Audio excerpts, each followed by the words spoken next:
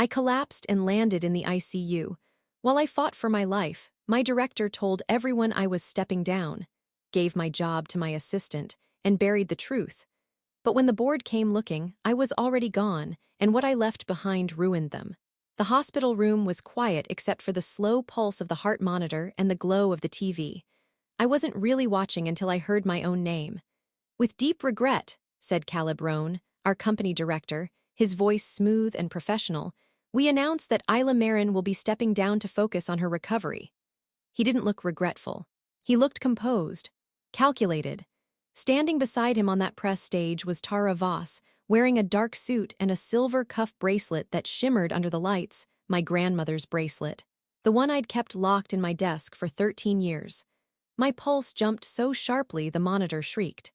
That bracelet had been in my drawer the morning I collapsed, the morning everything went black in the middle of the Whitmore Collection preview, the biggest private art sale in decades. "We're fortunate that Tara has worked closely with Isla for years," Caleb continued. "She understands the authentication process and will ensure a seamless transition as our new head of acquisitions." I gripped the remote so tightly my knuckles turned white. Seamless transition? There was no transition. I hadn't resigned. I hadn't approved a damn thing. The camera cut to footage of Tara walking confidently through the gallery, nodding to collectors and gesturing at canvases I had authenticated. My work, my discoveries, my instincts. "The Whitmore auction will proceed as scheduled," she told the press. "Isla Marin laid excellent groundwork and we're moving forward with her vision." Her smile was bright, empty. What she didn't say, what no one knew, was that 5 pieces in that collection had set off quiet alarms in my head. Tiny pigment inconsistencies. A signature that twitched where it shouldn't. Things I had planned to double-check before the final catalog went to print. And now, those red flags were buried under Tara's bright, smiling lies. A text flashed on my phone. "Congratulations on your retirement. Board approved the transition this morning. Take care of yourself, C. Caleb." I stared at the message until the nurse came in, frowning at my monitor. "Your heart rate's spiking again, Miss Marin. You need to relax." "Just work stress," I muttered. She gave me a sharp look. "That's what put you here." She didn't understand. Stress hadn't put me here, betrayal had. After she left, I hit the call button. 20 minutes later, my doctor appeared, calm and tired. "I need to leave," I said. "Absolutely not," she replied. "You've had a cardiac event. You're lucky you didn't." "What happens if I sign out against medical advice?" she sighed. "You can, but it's reckless." "I'm not staying while they destroy everything I built." She hesitated. "Is it worth dying over?" I met her eyes. "It's worth living for." That night, I lay awake under the hum of hospital lights, planning. In 2 weeks, the Whitmore auction would go live, and if those pieces sold as authentic, they'd be selling forgeries worth millions. The next morning, I unplugged the heart monitor carefully so it wouldn't trigger the alarm. I called my sister, Lena. "I need your help," I whispered. "And your guest house." "Tonight, what happened?" "While I was unconscious," I said, "they stole everything." Before everything fell apart, I was one of the youngest and most respected art authentication experts in the country. By 36, I had spent more nights under ultraviolet lamps than I had in my own bed. The truth is, I was obsessed. Every brushstroke, every pigment layer, every shadow in a painting spoke to me. My mother had been a restoration artist, and I grew up watching her resurrect lost masterpieces in our tiny apartment above the museum's repair lab. I used to sit beside her for hours, tracing invisible cracks with my finger, learning how time itself could be read like a language. When Caleb Rohn hired me 11 years ago to build the acquisitions division from scratch, it was a dream job. I lived and breathed that place. We went from handling $5 million in auctions to over $200 million in less than a decade. Every success, every collector who trusted us, came because of my reputation, my unrelenting precision. And I earned that the hard way, sleeping on planes, skipping weekends, inspecting paintings by candlelight when power went out in old European estates. Tara Voss joined my team 5 years ago. Back then, she seemed like a gift, ambitious, eager, sharp. She'd stay late to help, ask questions that sounded intelligent, and watch me work like she was taking notes for her own future. I liked her. I mentored her. I didn't realize she was studying more than art. Over the years, I brought her to my most important authentication sessions, explaining the nuance behind each conclusion. I thought she was learning with me. She was learning me. My methods, my habits, my tells. Caleb used to call us the dream team. He'd joke that I was the brain and Tara was the charisma. He wasn't wrong. She had that kind of effortless charm that made clients trust her instantly. I never envied it. I just thought it complemented my intensity. When we landed the Whitmore collection, estimated at $400 million, it was supposed to be the peak of my career. I'd spent 6 months traveling to verify each piece. I was running on caffeine and adrenaline, pushing my limits, convincing myself that exhaustion was a temporary price for legacy. Until the morning I collapsed. I was standing in Gallery 3, finalizing notes on a disputed Bellante study, a 17th century sketch rumored to predate his most famous fresco. I remember feeling lightheaded, my hands trembling over the magnifying glass, and then nothing. When I woke up in the hospital, Caleb was there. His smile was gentle, his tone full of concern. "You gave us quite a scare, Isla. Just rest, we've got everything under control." At the time, I believed him. I even thanked him. I didn't know that while I was sedated, they cleaned out my office. They took my files, my tools, my research notes. They locked me out of the company database. They changed my email password. And apparently, they took my grandmother's bracelet, the one thing I kept as a reminder of where I came from. That bracelet's theft was what cracked the illusion for me. It wasn't just about ambition anymore. It was about erasure. They weren't replacing me, they were deleting me. By the time I reached Lena's lakeside guest house 2 days later, the company had announced my resignation due to health concerns. The press release called it a mutual decision. I sat at Lena's kitchen table staring at the article, feeling my pulse still weak from the hospital drugs. "They didn't just push me out," I told her. "They rewrote history." She poured me tea, her expression hard. "So, what are you going to do about it?" I didn't answer yet. I was still too dizzy. But inside, something sharp had already settled into place. I wasn't going to sue. I wasn't going to beg. I was going to make them choke on their own masterpiece. By the 10th day at Lena's cottage, I could sit for hours without feeling lightheaded. My body was healing, but my mind was already sprinting ahead. The Whitmore auction was scheduled for the following week. Everything was locked in, the catalog printed, the press release out, the preview events already booked solid. All built on my work, except now my name wasn't on it. Lena kept hovering, bringing me food I barely touched. "You need to call a lawyer," she said again one evening, setting soup in front of me. "Not yet." I was scrolling through the auction's promotional video on my laptop. Tara stood in front of a Varan portrait, describing her authentication process like she'd spent years perfecting it. She even mimicked my gestures, the same way I'd tilt my head when comparing light diffusion on old varnish. "She's rehearsed you," Lena said quietly. I nodded. "But she doesn't understand me."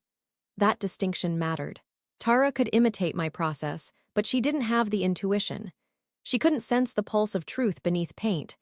That's why she'd missed the flaws in those 5 pieces, or ignored them. Caleb, meanwhile, was on every business magazine cover. "Resilient Leadership in Crisis," one headline read. I couldn't decide if I wanted to laugh or throw the computer across the room. The night before the auction, I started making calls, not to expose them, but to set the stage. I reached out to colleagues, museum curators, private collectors, people who respected my opinion. "I can't say much," I told each of them, "but keep an eye on the Whitmore pieces. Specifically, the Bellante study and the Northern Renaissance lots." Most of them understood the unspoken warning. In the art world, subtlety is its own siren. 2 days later, the auction went live.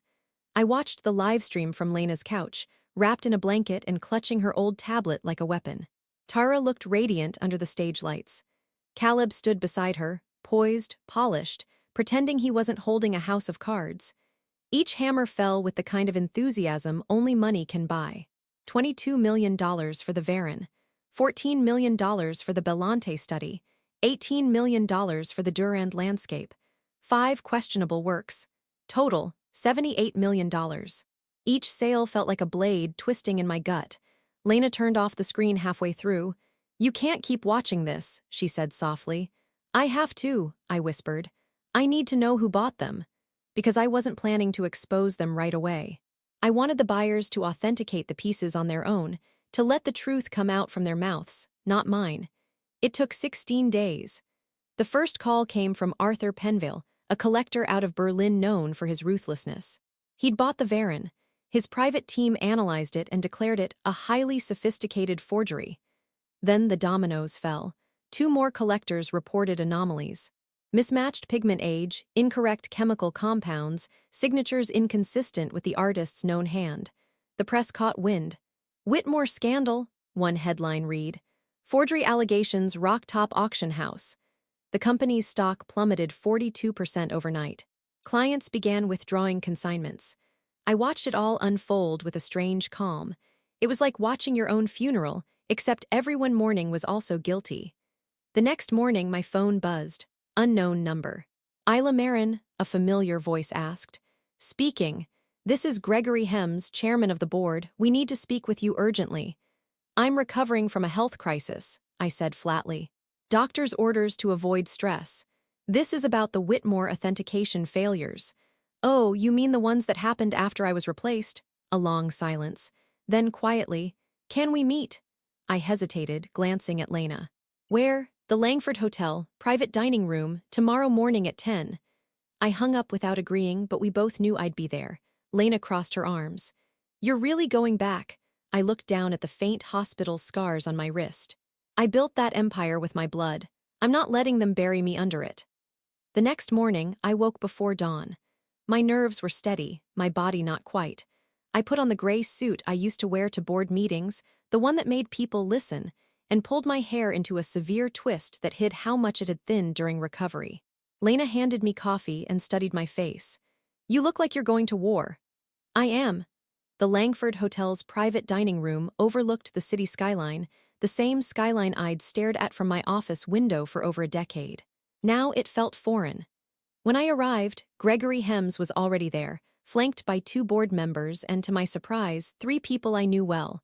Arthur Penville, Lucia DeVere, and Haru Wang, the collectors who had purchased the forged pieces. It hit me immediately. They'd brought the victims. Gregory stood, extending a hand that I ignored. "Thank you for coming, Isla. I wasn't told others would be present." "They insisted," Arthur said, his voice clipped. "We trusted you, not your replacements." I took a seat across from them.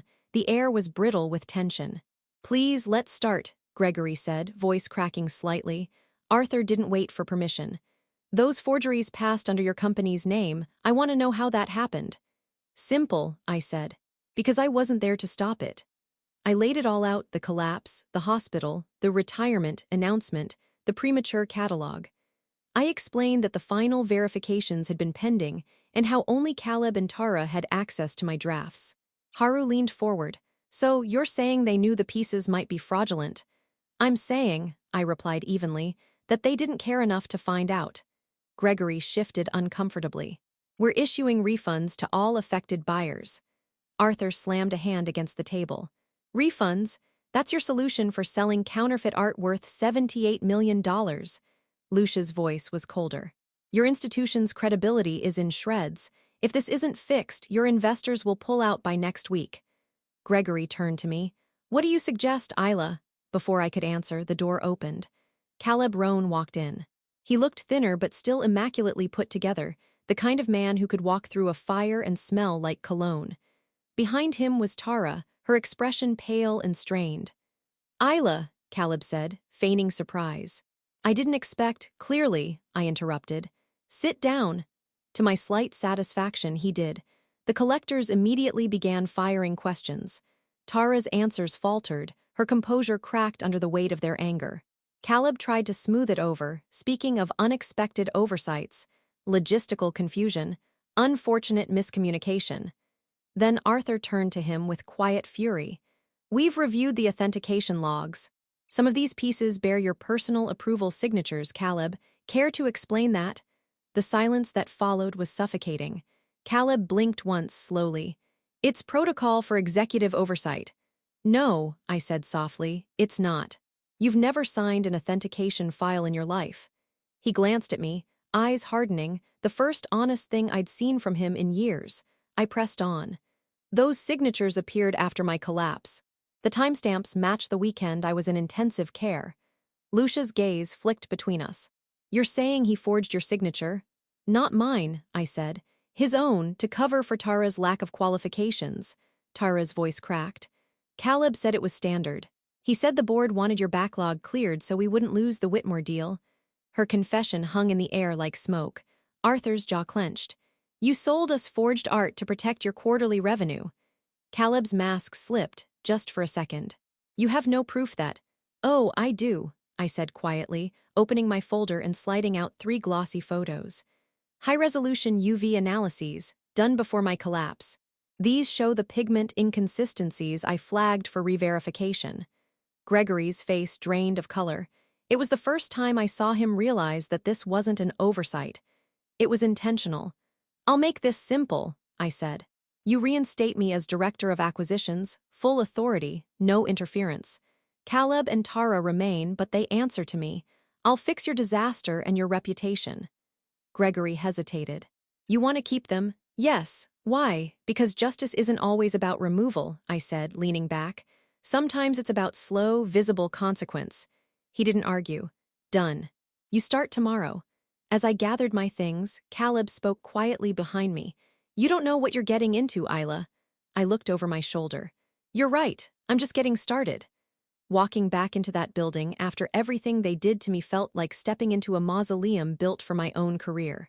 Same marble floors, same curated silence, but the air was different, thick with tension, and the kind of fake politeness people use when they're afraid to be next. Security froze when I swiped my badge. It still worked. Miss Marin, we weren't told. Surprise, I said evenly, pushing through. My old office was unlocked. It wasn't my office anymore, technically, it had Tara's name on the door now. But the minute I stepped inside, the space recognized me. My reference books had been rearranged, my desk stripped bare, my microscope replaced with decorative flowers. And there, beside an empty coffee cup, was my grandmother's silver bracelet. She hadn't even tried to hide it. When Tara walked in 5 minutes later and saw me sitting in the chair she'd stolen, she stopped cold. I didn't know you were coming back. You're in my seat, I said quietly. Color drained from her face. Her hand twitched toward the bracelet on the desk, then back to her side. That's mine, I continued. Family piece, you remember where you found it. Her mouth opened, closed, opened again. I'm sorry, it was in a drawer, I thought you weren't. Coming back, I smiled faintly. Understandable assumption. At 9 a.m., Caleb arrived, pretending composure but sweating through his collar. The boardroom was already set. He started talking before I even sat down. I've prepared a comprehensive action plan to address the sit, I said. He blinked, confused, then obeyed. For the next hour, I outlined the new structure. Every sentence was surgical. Caleb and Tara would remain, but stripped of autonomy. No independent authentications. No client-facing decisions. Every communication with affected collectors would go through them, but only to apologize and issue refunds personally. Tara's lip trembled. Caleb's jaw clenched. This feels punitive, he said. It's not punishment, I replied calmly. It's transparency. You both claimed expertise you didn't have. Now you'll earn it under scrutiny. When the meeting ended, I watched them leave, small and silent. For the first time, I didn't see rivals. I saw liabilities waiting to implode. That afternoon, I met privately with Gregory and 2 senior board members. They wanted reassurance. I gave them precision. Within 6 months, I said, our clients will trust us again. But I need full access to all internal financial and vendor records. Gregory frowned. That's not typical for your position. Neither is what just happened, I said flatly. He relented, and that's when the real revenge began. For the next 8 weeks, I built my trap with quiet hands. While Caleb and Tara spent their days facing furious collectors and humiliated staff, I spent my nights combing through invoices, authentication logs, and payment trails. Most of it looked normal until I saw a name I didn't recognize, Ecliptica Consulting, a vendor listed as Strategic Advisory Services. Paid after nearly every major auction. No deliverables attached. Totaling over $12.7 million in the last 18 months. When I tried to open their files, I hit a permissions block. Only Caleb and the CFO had access. That's when I called Hannah, a trusted accountant from my old team who owed me a favor. Do a quiet search, I told her. Who owns Ecliptica? She called back that night, whispering like she was afraid the phone was bugged. Ecliptica's registered in the Cayman Islands. The director listed is Valerie Voss, Tara's mother. I sat there in the dark, staring at the bracelet glinting under my desk lamp. My heart didn't race this time. It just went cold. This wasn't just corporate ambition. It was organized theft. Tara hadn't betrayed me to replace me. She'd done it to cover for her family's money-laundering pipeline. And Caleb, he'd been the architect behind all of it. I'd spent years protecting our company from forgeries. Now, I was working in one. I shut off the lamp and whispered to myself, "They think I'm rebuilding their reputation." I smiled. "I'm building their graves." 3 weeks later, I had what I needed to bury them, or at least I thought I did. I'd traced the shell company, Ecliptica Consulting, to Tara's mother, Valerie Voss, and followed payments from our auctions straight into offshore accounts. The timing always lined up perfectly, 3 days after major sales. But when I brought my findings to Gregory, expecting outrage or at least alarm, his reaction was off. He skimmed the documents, exhaled through his nose, and leaned back. "This is a serious allegation, Isla." "It's not an allegation," I said, my voice steady. "It's math. I'm not questioning your integrity," he said slowly, "but you're still recovering. You might be misinterpreting normal executive-level financial structuring." Something cold and sharp slid through me. "You knew." He didn't answer, and silence was the answer. I walked out of that meeting with my pulse pounding harder than any arrhythmia could ever manage. That night, I sat in my office, staring at the city lights, and realizing I'd been playing in a rigged game. Caleb and Tara weren't the only ones dirty. Gregory, the board, maybe even the CFO, they'd all been feeding from the same trough. That was when my phone buzzed. A text from an unknown number. "You're in over your head. Stop digging." No name, no threat attached, just that. But an hour later, I noticed something strange. One of my old authentication files was missing from the shared database. A private folder, password-locked, gone. I checked the access log. Someone had deleted it at 11:23 p.m. from a restricted terminal, Caleb's office. Except Caleb was sitting across from me in a late-night conference meeting when that happened. I stared at the timestamp, at the impossibility of it, until a memory started to surface, one I'd buried in exhaustion and betrayal. 3 months before my collapse, I'd been working late when the system froze for about 10 minutes. It brushed it off as a network patch. But later, I'd noticed something small, a hidden directory labeled Shadow Vault. At the time, I thought it was a test environment for digital cataloging. Now, I knew better. I called Hannah again, my accountant contact. "Can you check for shadow accounts or secondary ledgers tied to Ecliptica?" "Already ahead of you," she said, voice shaking. "But you need to see this for yourself." She sent over a document so heavily redacted it looked like a crime scene. It was a bank log, offshore transfers linked to Ecliptica and one other entity, Velen Trust. A trust under my name. I stared at it for so long the screen dimmed. "That's impossible," I said out loud. "It's not you," Hannah said. "It's someone using your identity. Your credentials were used to authorize at least 4 transfers last year, totaling 3 million. My throat went dry. "They forged my digital signature." "Worse," she whispered. "They didn't just use your name. They used your biometric authorization from the authentication scanner." It hit me like ice water. I remembered the company's security update a year ago when they'd scanned all senior staff fingerprints for streamlined internal authentication. Caleb himself had overseen that rollout. They hadn't just replaced me after my collapse. They'd built the groundwork to frame me months before it happened. Tara's imitation of my gestures, Caleb's access to my files, the fake retirement notice, all of it was a setup for a bigger play. They hadn't just wanted me gone, they wanted me culpable. That's when the nausea hit, the kind that starts deep in your bones. If I died during that collapse, they'd have had everything they needed. The forged signatures, the offshore trail, the unexpected heart failure headline, and a clean narrative. The scandal would have broken exactly the same way, but I would have been the villain who falsified authentications for profit. Caleb and Tara would have walked away untouchable. But I didn't die. I survived, and now I had the proof that survival had ruined their perfect crime. That night, I packed a flash drive with every document I'd gathered and drove to the lake house. Lena was waiting on the porch with her arms crossed. "Tell me you're not doing something stupid." "I'm doing something final."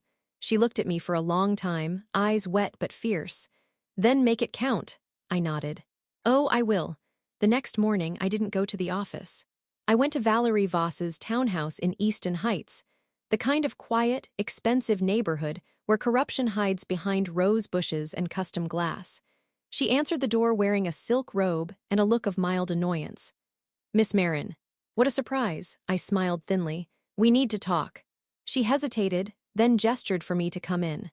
Her living room was curated perfection, white marble, abstract sculptures, a Warhol print that I'd personally authenticated 3 years ago. I wondered if it was real. "I'm busy," she said. "You'll need to be concise." I dropped a folder on her table. "Ecliptica Consulting, offshore accounts, wire transfers under my name." Her expression didn't change. She just poured herself coffee and said, "You've been busy." "You used my biometric data," I said flatly. "You forged my authorizations. You built an entire scheme around my credibility because you knew no one would question my name." Finally, she looked up. There was no shock, no guilt, just cold amusement. "You think this started with me?" "I know it did," she laughed softly. "No, dear, I'm just the cleaner. The architect was Caleb." That part I already suspected, but hearing it aloud felt like a scalpel under my ribs. "Why?" I asked. "Why me?" Her eyes glittered. "Because you were too good." I didn't speak, so she went on, calm as if discussing weather. "Do you know how much your reputation was worth to that company, to investors, to collectors? Every authentication you made raised market value by an average of 9%. That kind of trust is a currency, and Caleb decided it was wasted on someone who couldn't be controlled." She took a sip of coffee, slow and deliberate. "You were supposed to collapse, not metaphorically, physically." My stomach turned. "You're saying, the pressure, the travel, the exhaustion, all we had to do was stop reminding you to rest. You did the rest yourself." I stared at her. The heart monitor beeped in my head even though I wasn't connected to one. "You wanted me to die." Valerie set her cup down carefully. "Die? No, that's too crude. We wanted you absent. A convenient tragedy, a respected expert who pushed herself too hard. Caleb would deliver the eulogy, Tara would carry on your legacy, and Ecliptica would continue siphoning funds without interference. It was elegant." I stood so fast the chair screeched against the floor. "You were killing the only person who could have stopped you." Her smile didn't waver. "And yet, here you are, spoiling perfection." For a few seconds, I couldn't breathe. All the hospital nights, the panic attacks, the endless pressure, it wasn't coincidence. They hadn't just betrayed me, they'd engineered my breakdown. Every late-night urgent request from Caleb. Every extra shipment of catalog proofs. Every speech about pushing for excellence. It had all been to wear me down until my body quit. When I left her house, the cold morning air sliced through me like glass. I didn't remember driving back to the lake. I just remember sitting on the porch steps, trembling so hard my teeth hurt. Lena came out with a blanket, but I didn't take it. "They tried to kill me," I said. Her eyes widened, but she didn't ask how. She just whispered, "Then don't let them win." That night, I made my final plan. I called every collector who had lost money, every journalist who had written a headline about the scandal, every contact I'd ever earned with blood and sleepless nights. I didn't leak the story, not yet. Instead, I gave them a promise. "Watch the company this week. Everything you need to know will reveal itself." Then I called a friend in the National Financial Crimes Unit. I sent him everything, every file, every offshore trail, every document linking Ecliptica and the stolen funds. When he asked me what I wanted in return, I said, "Just timing. Make sure you act when they least expect it." Because tomorrow, the board had called a special review session to address the toxic work environment I had allegedly created. Caleb's last play was coming. He thought I'd walk in alone, desperate and defensive. He had no idea I'd already loaded the stage with dynamite. The next morning, I dressed like I was attending my own resurrection. Dark gray suit, hair tied back. No jewelry except the silver bracelet they'd stolen from me and I'd quietly taken back. When I stepped into the executive boardroom, the air was thick enough to choke on. Caleb and Tara sat together at one side of the long glass table with their lawyer. a woman in a navy suit who didn't look comfortable being there. On the opposite side, Gregory and two board members stared down at documents like they were hoping I'd disappear. "Miss Marin," Gregory began, his voice brittle. "This meeting is to address complaints filed by Mr. Rohn and Miss Voss regarding your recent conduct." "Of course," I said calmly. "But before we begin, I'd like to show you something." Caleb's smirk was small but confident. "We're not here for a presentation, Isla. This is about your behavior." "Oh, it is," I replied, plugging in my laptop to the projector. "Exactly about my behavior." The screen came to life with a single word, Ecliptica. The room went still. Slide by slide, I walked them through every step of their own corruption. The forged authorizations, the offshore transfers, the forged biometric data, the trail of money from our auctions to the Caymans to accounts held by Valerie Voss, and then, most damningly, the forged trust account in my name. When I finished, I turned to Caleb. "This is why you needed me gone, isn't it? Because my death would have made a perfect fall story. The honest expert who secretly sold fake art. You would have inherited the empire, the praise, the profit." His face drained of color. "You have no proof those are real records." "Actually," I said softly, "I do." The doors opened. 3 agents from the National Financial Crimes Unit walked in, flanked by 2 plainclothes officers. The lead agent nodded to me. "Thank you for your cooperation, Miss Marin." Caleb tried to stand, but one of the agents motioned him down. "Caleb Rohn and Tara Voss, you are under investigation for conspiracy to commit wire fraud, falsification of financial documents, and attempted identity laundering." Tara's breath hitched. You don't understand." "I understand perfectly," I said. "You built a machine on lies and greed, and then you used my name as its engine." Caleb turned to Gregory, desperate. "You knew. You signed off on half those invoices." Gregory's mouth opened, but the agent cut in. "He did, which is why he'll be coming with us for questioning as well." The rest was chaos, raised voices, legal counsel trying to intervene, the echo of metal cuffs clicking shut. I didn't speak again until they were gone. When the door finally closed, silence fell. I could hear my own pulse again, steady and deliberate. I turned off the projector, collected my laptop, and looked at the 2 remaining board members who hadn't been taken away. "You'll need a new director," I said. "I'll stay on for 6 months to rebuild the authentication protocols under my terms. After that, I'm done." They didn't argue. They just nodded, pale and obedient. By evening, the story had broken across every major financial outlet.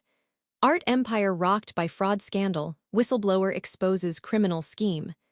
My name was everywhere, but for once, it was connected to truth, not erasure. A week later, a package arrived at my house with no return address. Inside was a short letter on yellow stationery. "I wanted to return what wasn't mine. I'm sorry."